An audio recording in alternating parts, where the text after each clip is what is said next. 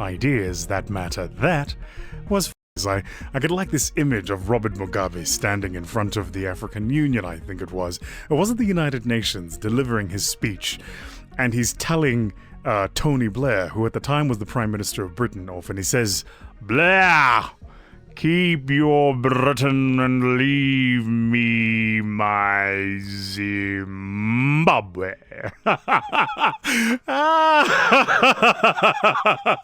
I really should make a go at it. I feel like what I should do is launch an app with voiceovers, and people can download the voiceovers, right? I was playing with my son the other day, and he and I were doing Transformers. And he was like, "Dad, you sound exactly like I'm Optimus Prime." Autobots!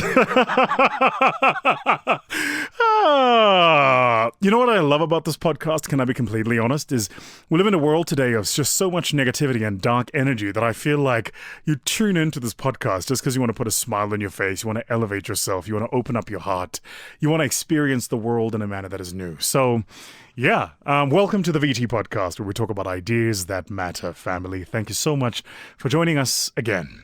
That was Flint, a brother from Zimbabwe, now living in Rustenburg. Flint, by the way, there is, we'll get to it later, but let's just say that the young ladies of Rustenburg have a reputation for being heartbreakers, so from one brother to another, wear the armor, brother, wear the armor.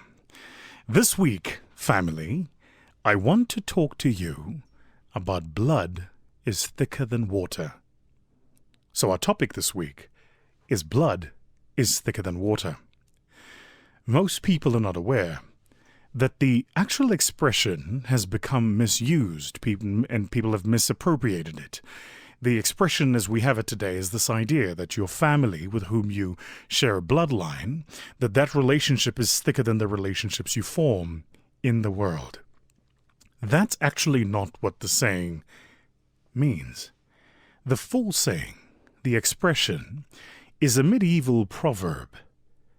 It comes and talks about familial bonds that are formed but that are stronger in love than actual relationship bonds. The oldest records of this expression trace it back to the 12th century in Germany, and the full expression is the blood of the covenant is thicker than the water of the womb. The idea, written first, it's noted in 1180 by Reinhard the Fox, or Reinhard Furcht, in Germany, was this idea that when they were sending young men specifically into the field of war, that once these young men would arrive at the field of war and as brothers fight in a war and blood spilled over the covenant of defending their tribe or their nation, that those relationships would be stronger than the relationships of people with whom they share kinship, people with whom they shared the water of the womb. Blood of the covenant is thicker than the water of the womb. In 1412, the English priest John Lydgate observed in the Troy Book, which is a great book, by the way, he said, "For naturally blood will be of kind drawn to blood, where he may find it." And so I wanted to talk a little bit about this blood being thicker than water, because I wanted to ask you, with whom in your experience in the world have you formed blood covenant relationships? A lot of us, and if I may be candid here, I want to talk specifically, but not exclusively, to my African brothers and sisters.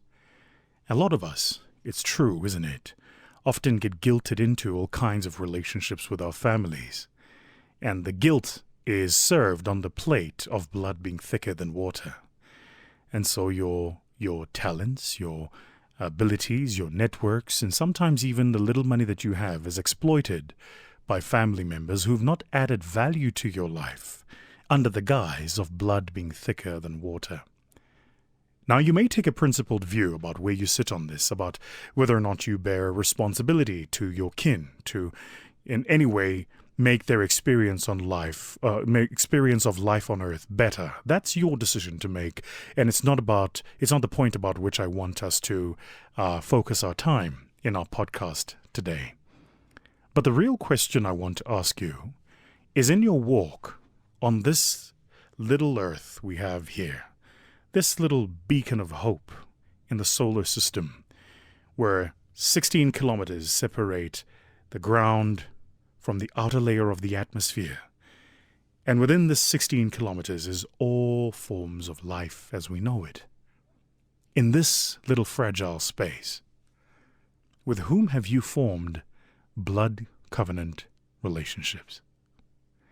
My life is actually an outcome of blood covenant relationships. When I was in primary school, I went to a primary school called Thembekwayo at first, and I was taught by a beautiful, I can still remember, she was absolutely stunning. You know, not stunning, not beautiful, stunning. You know the ngi, when you put an I at the end of the G, you must realize like stunning. She was absolutely stunning. And I should also confess that I have, in many years later, tried to find this teacher, but I couldn't find her. I was taught by this amazing teacher. Her name was Miss Mavimbela, and she'd come to Joburg, I think, from Mpumalanga, and she was my teacher at Thembekwayo Primary School, and took a liking to me, and would give me this, like, every once in a while would have to read in class, and she'd give me the book to read almost routinely. The other kids would get rotated, but I was almost routinely put up to read this book. And I wasn't aware at the time, only became aware many years later, that it was she who said to my father he needed to move me to a different school because I was gifted. And so there formed, the first time in my life, somebody who put themselves forward to accelerate my life, even though it didn't benefit them. When I moved to Benoni West School, I met a teacher called Mrs. Stredom, and Mrs. Stredom was the head of the choir. Many years later, she became the principal of Benoni West, and I want to believe she's retired since. Mrs. Stredom also had a penchant for cars. She would arrive at school Civies Day in a Gusheshe 325 IS. This was Mrs. Stredom, and for the non-South Africans, you must understand that there is a cultural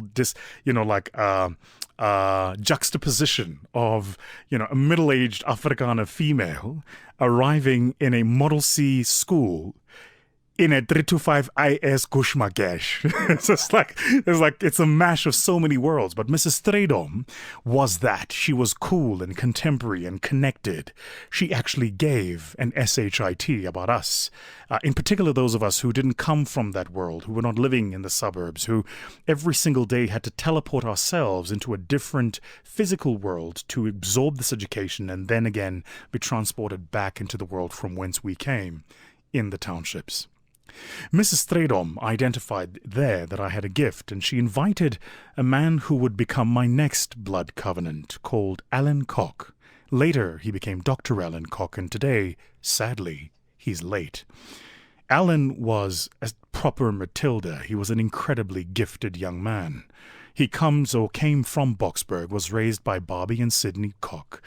And he started what at the time became the East Rand Boys Choir, and many years later became the Eastern Gauteng Boys Choir. The very first time I traveled out of Gauteng was with the East Rand Boys Choir. We traveled on a sojourn to Durban, and on the way back, and we were sponsored by Wimpy, so we got to eat at all of these Wimpies. And on our way to Durban, we performed at the Durban Theatre for a whole week. And so there I was. Mrs. Stredom identifies me in Benoni West, calls Alan Koch, who's auditioning children for this East Rand Boys Choir. He comes to audition. It must have been about 20 of us, and I was one of 2 that got selected. That started my journey in music, because once we were in the East Rand Boys Choir, we had to take musical lessons. We had to go to classical music training. We had to go read and learn. How do you actually read music? How do you write music? That's how I started playing the violin as the instrument, because that was a part of our experience and a part of our learning. Every single Thursday in the evenings and every single Saturday for the full day, we would be at the studio in Boksburg, which today is now dilapidated, sadly. But we would be at that studio practicing. So the reason I know O fortuna, velut luna, statu variabilis, is because of Alan Koch. Like, throw anything at me. What do you have? Andrew Lloyd Webber? Cats? Bring it. I got it. What else do you want to throw at me? Do you want to bring some, Peter Gabriel? Maybe you want to throw at me some Carmina Burana, some Karl Orff, or any of these kind of incredible operas that were, just in their time and in their day, the peak. Even the musicals. Listen to this. Tell me if you know this one, for those of you who are into musicals. Matchmaker, matchmaker, make me a match. Find me a find, catch me a catch. For those of you who are into musicals, you'll know where that comes from. Or, this is one of my favorites, and I shouldn't admit this, but I'm almost convinced at the end of this podcast, I'm going to have lost all street cred. Like, I think, before this podcast, you guys had this, image of me as this, really dangerous guy, really dangerous, rugged guy. And here I am reciting choir verses. But tell me if you know this one. This is the last one. I want to be in America. Okay, by me in America. Everything's free in America. For a small fee in America. And that exposure for this young boy coming out of a township was because Alan had put me in that space, put me in that environment. It created a blood covenant relationship. Somebody who, to this day, literally my measure of how cultured I am and how exposed I am was because of Alan. A few years later, I'm now in high school, and I meet Frances Buchanan, the head of the Public Speaking Society. She introduces me to public speaking, trains me, and 2 years after that, I'm world champion. Then I meet Petty Kramer, in my mind, probably the greatest public speaking trainer in South Africa alive today. She trains me, and off the back of that training, I become a world champion public speaker. Then I meet Brandon O'Donnell, at the time the head of ABSA Private Bank. He meets me, introduces me to the world of financial services and banking, and my career grows. Then I meet Bill Lynch, the founder of Imperial. Do you get the point? My entire life has been a life where I've been elevated by people who gifted me their network, their exposure, their experience, their skill, their passion, for nothing in return. The only sense of gratitude that they got was that I became better, that I learned something new. Even my violin teacher, Hendrik, amazing Hendrik. But each of these people gave of themselves to me and taught me, and I am today as a consequence of what they allowed themselves to give to me. So, the reason I start every single podcast by saying, "Hello, family," is because I believe in this community we are building a blood covenant relationship. I believe we're elevating each other and taking ourselves to greater heights. I look forward to bumping into one or two of you at the, international airports in a year or 2 or 3 or 5's time, and you tell me about how far you've come and how incredible your journey has been and how much wealth you've created or how fantastic your relationships are or how great and deep your spiritual relationship with the God that you believe in and serve is. I look forward to those conversations because this is the place where we've created this blood covenant, where our blood is thicker than the water of the wombs from which some of us come. And so the question I'd like for you to ask yourself in this week's podcast is, who is it in your life that has played that role? And here's what I'd like you to do. I'd like you to find them, and I'd like you to tell them what they did and where it has positioned you. Find them. Find their number. Give them a call. Send them a WhatsApp, text, email. But communicate to them that something they did a year ago or a decade ago has changed your life materially.